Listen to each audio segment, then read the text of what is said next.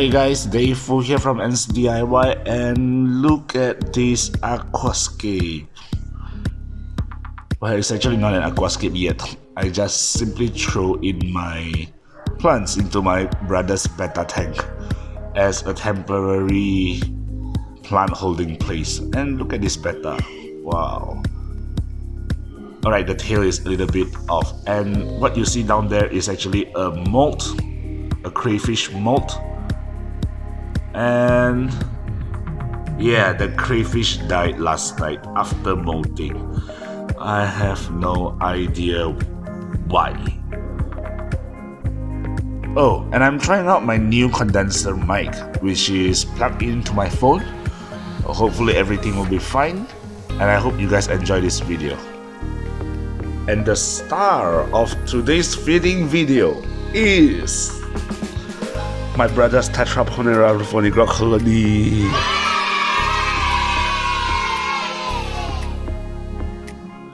Alright, so remember I mentioned about the powder barrier from Vincent Lim? This powder barrier was applied since February and it has not worn out yet. It's really a good deal to buy the powder from Vincent.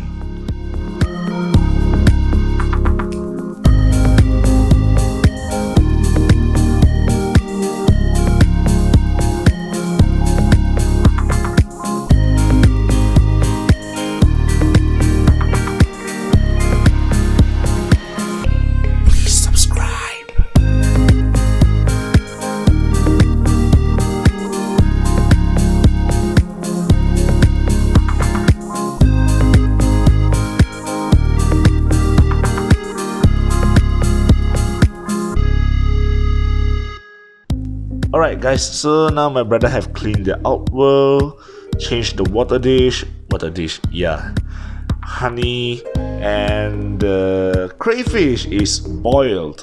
First pick it up. It's very huge, and it is, oops, I dropped it. Alright. And it's very soft because she just molted last night.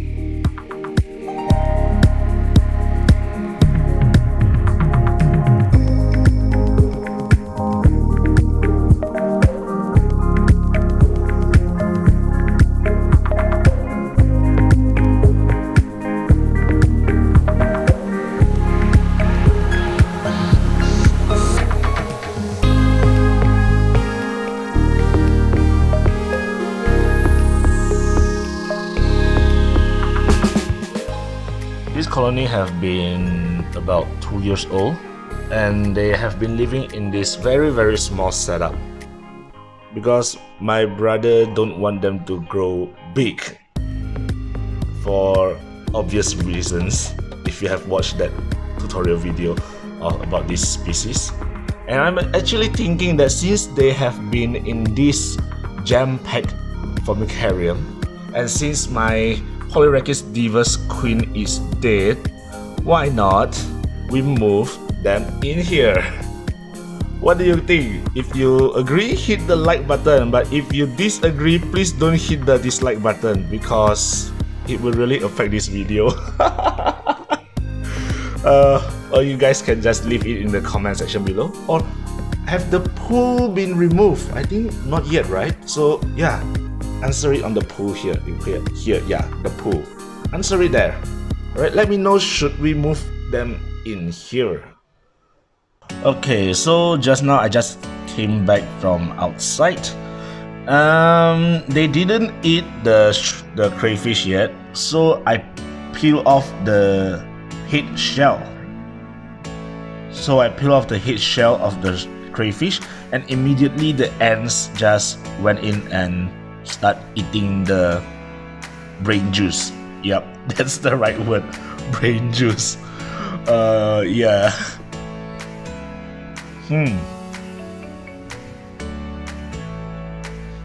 Probably gonna leave them for one day. We'll check them again tomorrow. Oh, and by the way, that's a caterpillar. Yep, I just threw in the caterpillar just now.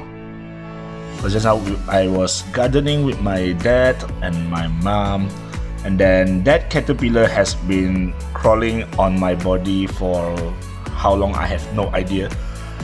I was eating dinner. After I finished off my dinner, then I realized what's on my shirt. It looks like a branch of the vegetable, and I realized that it was actually a caterpillar. So I just threw it in, and like instantly it stopped moving.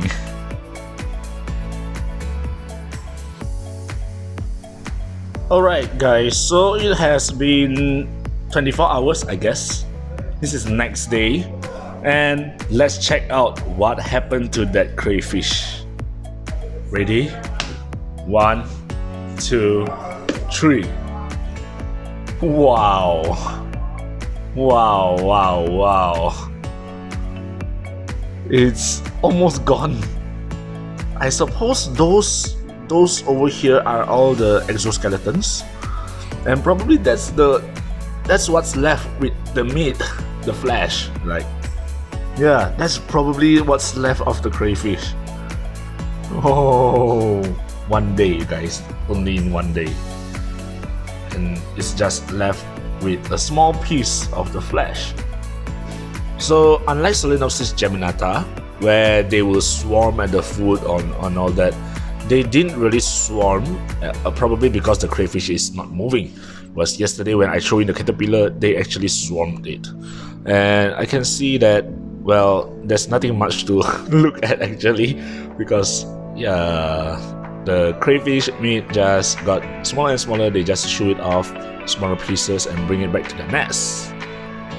And oh, hey, what are you guys doing? Planning for an escape? Probably. Oh, oh, what happened to the light? What happened to the light? Lights off. Lights off. Alright, the power bank's battery is dead. That's why the light is off.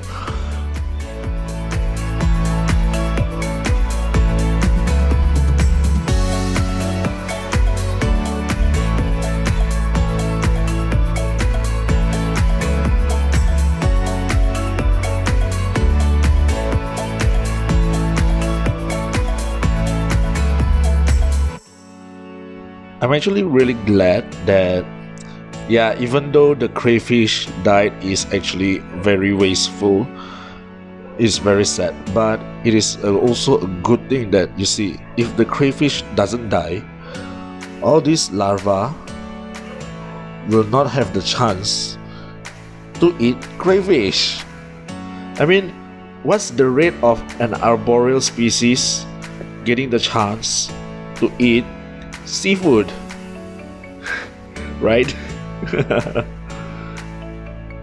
Alright guys, so they have finished off the whole crayfish. Of course, left a little small chunk over there.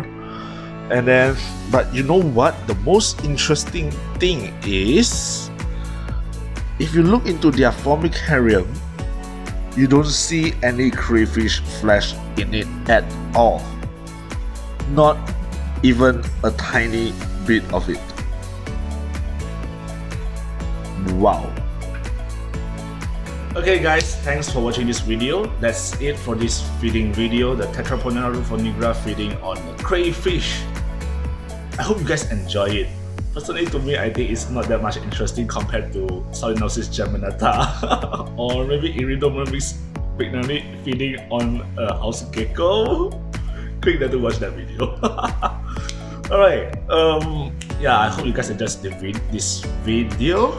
If you do, thumbs it up, comment what you think in the comment section below, and even share it to your friends if they are interested. If you find it interesting, this video, share it to your friends. And yeah, if you are new here, hit the subscribe button.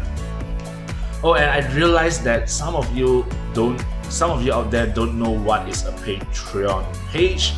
Basically, you don't need to have a Patreon account in order to access to my Patreon page. You just have to click the link in the description box below that I state there.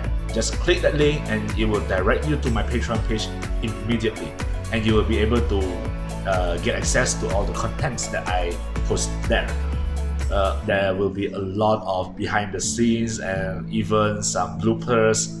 Also a lot of first-hand update where I haven't even uploaded on YouTube, and you guys will be able to watch it already at the Patreon page. That's it, so I'll see you guys in the Patreon page. I'll be anticipating you guys there. Alright, so that's it. Bye.